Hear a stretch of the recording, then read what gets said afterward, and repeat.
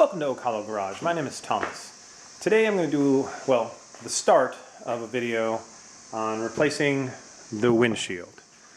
So this windshield, when I got the car, it's obviously, you can see it's got this crack all the way along the sides and up the top.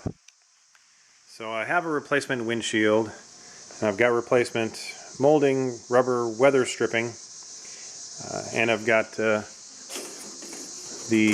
metal trim pieces, which I've already taken out off camera. They weren't super difficult to remove. The corners weren't on this molding, which I have the corners, thankfully. So it wasn't too difficult. I took this little guy and just started working down. And this molding, some of it's dry rotted and it just broke right apart. And so I just kind of slowly worked my way down to remove these. There's essentially three pieces. There's one strip. I guess there's a total of 5 pieces. There's one strip that goes all the way across the top, and then there's a strip that comes down the side and halfway along the bottom, and that hooks into another strip that goes around the bottom of the sides, and then there's the two very corners. So I took those out. They're in decent shape. This one right here has a little bit of a dent that I might try to hammer out and make smooth, and I'll probably try to shine those up and get those looking nice. And then the only other thing that I've done off camera is I took my razor blade and I ran it along just under the weather stripping like this to cut this weather strip away, and then this should just peel right out like that, and then I can take this windshield out and we'll move on from there. Once I get this weather stripping out and the windshield out, I need to see if I have any rust that needs to be cleaned up. So we'll get that cleaned up and sorted, and then we will get the other windshield installed. I've got my little windshield weather stripping rope, and we'll give it a go from there, see how that goes. I think it'll be fun. I'm going to get my wife to help me do the windshield. It's a 2-person job. One person on the inside to pull the rope out and bring the weather stripping lip around. Then somebody on the outside has to kind of put a little pressure on to help keep the weather stripping down. This may be quite an adventure. I've never done it myself. I've never done it. My wife's never done it. I've only seen it. I feel like I've seen it done. Yeah, I've seen it done. I'm sure I've seen it done. It's been a long time. So that'll be fun. Hope you guys stick around for this journey. And then I'll have a nice windshield that I can at least don't have to look through a crack. Because of course this is the driver's side, so I'm looking essentially right here at this crack. So that's a bummer. I'm going to try to save this little sticker from Rose's. I believe this car was, I think, owned by somebody from the Rose family. If you don't know about Rose's, it's I guess a department store or a grocery store or something in like North Carolina. And that's where I bought this car, was in Henderson, North Carolina, which is where I think Rose's was headquartered there. And then I found a registration for this car from back in the late 80s to somebody whose last name was Rose. So I'm making that logical leap that one of the members of the Rose family owned this car while they worked and supported the family business, which is kind of neat. So I'd like to kind of keep that because that's part of the history of the car. So I got to figure out how to preserve that. I might just keep this entire windshield and hang it up somewhere in the garage, or I might try to scrape that out and see if I can transfer it to the new windshield. I don't know, that seems kind of dumb. Anyway, hit me up with some ideas on what I should do with that if you have any thoughts, or how to best maybe remove it from the windshield without destroying the actual sticker. Again, that sticker's been around for 30 years probably. Yeah, I'd say 30 years, probably late 80s, right? So hit me up with your thoughts on that. And next segment of this is probably going to be about a week or so in real time. But the next segment, I'll probably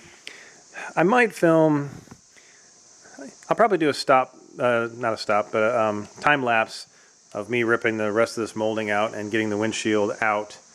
So so you won't be able to hear any cussing. I'll probably have some stupid music overlaying it. And then we'll move on to the wife and I installing the new windshield. That's the plan. So stick around. Okay, so I've almost got all the rubber weather stripping off from around the window. Just as a recap, although this was probably 2 seconds ago for you guys, took my my knife, cut all the way down. What I was trying to do is get you in frame. What I was trying to do is cut past the edge of the windshield into the rubber, and then now all the rubber is away, and you can see the windshield just will hopefully easily lift out. I'm going to remove this next piece, this last little bit, and then the windshield should come out without cracking any further. Okay, the windshield is out. The corners are the toughest part. I ended up cutting kind of through the top of the molding. The other ones I was able on the sides, I was able to just kind of peel it back and tear it. But this I couldn't quite get a hold, so I just cut down into the rubber here and ripped that out, and as soon as it was clear, then I was able to get it out. Now in theory I should be able to just pull the rest of this out. Oh, I gotta take this off first. Haha! Okay, so step one, remove this. Yeah. Alright, so I got the window pulled. I think I talked about this already, but since I don't remember. A little bit of rust here, but it's just surface rust. And same in the corner over there. It's a little bit more rust, but it's just surface. So I'm going to sand this all down, get all the rubber bits out, sand it all down, paint it, and prime it. Well, prime it and then paint it. Next thing I have to do is I'm going to clean up. There's a little divot here, and I'm not even sure if you can see. There's a little divot right there. So I'm going to take my body and fender kit and try to tap these out, make these smooth. I'm going to clean these up, shine these up, and then we will lay them in to the rubber before we put this windshield into the car. Because there's a little bit of, you can move these a little bit more and articulate it better so that this can go in fairly easily without damaging these. So that's the trick that I was told, is to put this stuff in before the windshield is in the car. Now my next piece of advice on getting the weather stripping on is start at one of the two top corners and then work your way around the top, come down and do this corner, come down and do the other corner, and then you can stretch this over here in the end, and it's not too awfully bad to stretch this over. First time I did it, I was trying to stretch and ended up trying to stretch it over the corner here, and that was a nightmare. Well, it wasn't that bad, but I didn't even bother trying to get it in there. I stopped after a certain amount of time and said, you know what, let me pull this off here, just do the two corners, and it was much easier to get it on to the bottom there. So now I've got the weather stripping in, and need to do my rust repair on a windshield frame, fix my little dents, shine those up, get those installed, and then we'll try to get the windshield in. And I'll probably time lapse that, and then we'll call this video finished. Okay, so I sanded all the rust down and primed it, and then I just sprayed it with a flat black. So you can see I used a piece of cardboard to protect inside the car so I don't get any overspray inside the car. So the windshield, where the windshield's going to go in, is freshly painted, no rust. There was a little bit of surface rust, just took a little bit of sanding and I got that knocked down. So that's taken care of. The windshield, I put in, this is the rope tool you use to put rope in under this flap on the gasket. And actually it's not really a gasket, it's weather stripping, but whatever. Anyway, you put that in, and then when you set this in the car, you pull on this, and then this flap comes up over the lip on this lip right here. So this is the inside of the car, outside of the car, where this weather stripping goes. All right, so I got the metal trim in. You can see right here, hopefully you can see, that it doesn't really quite sit underneath, so I'm going to have to mess with the corners a little bit. They're just, because these pieces go underneath, at least that's the way I saw most other cars, and which pushes this one out. Of course, if you put this underneath that one, then this one gets pushed out. So I'm not sure which one is better. I guess if this falls out, all I lose is the corner. If this falls out, then I lose all of this weather stripping, or rather molding, metal trim. This one is sitting in a little bit better. When it goes in the car, this is going to be flat. You see how that kind of covers that up? And it'll be flat and it'll cover that up mostly. Let me tell you something. This was horrible to install. There's got to be a better way than the way I did it. It took a lot of prying with one of these weather stripping tools, molding tools, whatever. And just take your time, try to be careful. I ended up bending down here. There's a little bend right there. There it is. Put it in camera and bent right there. I was going to take it all out and fix it, and then I decided I don't care, it's in. This car is not meant to be a show car. It's meant to be a driver, so it does not have to be perfect. So that's where it sits. I think I put the corners in first, and then I slid in one side, went over and slid in the other side, and then worked it down all the way across. I did the same thing with this. I put this one in first, then I did did this for a little ways, and then I did the corner, got this worked in, and then worked this down, worked this in to the middle here, and then I did the same thing on the other side, and then the final thing I did is this center little dude here that covers the little gap between these two. And it is in. Next step is once this paint dries, probably in maybe this weekend, my wife and I will try to set the window in place, and we'll see how that goes. So that's the progress so far. I think it's been a couple of weeks because I just don't have the time to spend every night out here doing this. I'm also in the middle of ripping out the interior on the Mustang. So I've got a few projects all at once. All in all, I'm pretty happy with the Mustang. It's not as rusty on the floor pans as it could have been. The entire rest of the car is not rusty. Mustang's not bad, but that's a different topic. So next cut should be probably a time lapse of my wife and I trying to get this in there. Wish us luck. Well, it has been a bit since I started this video.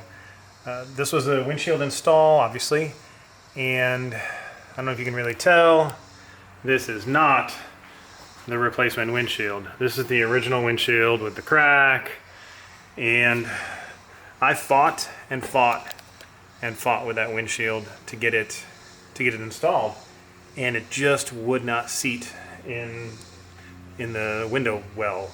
I guess that's what it's called. To the point where I was yanking on it and shoving it and pushing it and forcing it, and I ended up cracking the windshield that I bought. I mean, I only paid $50 for it, but still. So I don't know if it was just from a different year and they changed it slightly, or what the deal was. But this windshield, I put the trim on, put the the metal trim all the way around it, and set it in place, and it went in first try. So at least I know I wasn't doing things severely wrong. But I thought I would at least finish up this video that I started probably 8 months ago, six months ago. The car has been sitting ever since because I didn't want to drive it with the windshield out. So she's back on the road with the original windshield. I think I might I don't know if I'm going to order one or try and pay somebody to put a windshield in. At least then if they break it, they have to buy the new one. If I buy one and break another one, buying a new one is $500 or $600. The one I got, I just happened to get lucky. It was 50 bucks from some guy that had pulled it off of another Datsun. I think he might have pulled it off a 280 or a 260, but I don't really know. They should all be the same. Apparently not. Anyway, that is what's going on there. If you can see over here behind me, this is a replacement hood that just has no rust on it, but a little bit of surface rust. You can see I got a little Bondo here and a little bit there. It wasn't a rust hole or anything, it was just a little bit of a dent, and I'm not that good of a body and fender guy, and it was just a slight dent, so I'm just going to fill it. And then I'm going to put a vinyl wrap on top of this. Just a matte black wrap just to see what that is going to look like. And then we'll throw it on the car. And I mean, this one's not bad. This hood's in pretty decent shape. I'll probably keep it, but it does have a small like rust hole down here in the bottom. So that's my next project. We'll get that hood on here. Then I've got a replacement fender and door. Not sure where those are going to line up in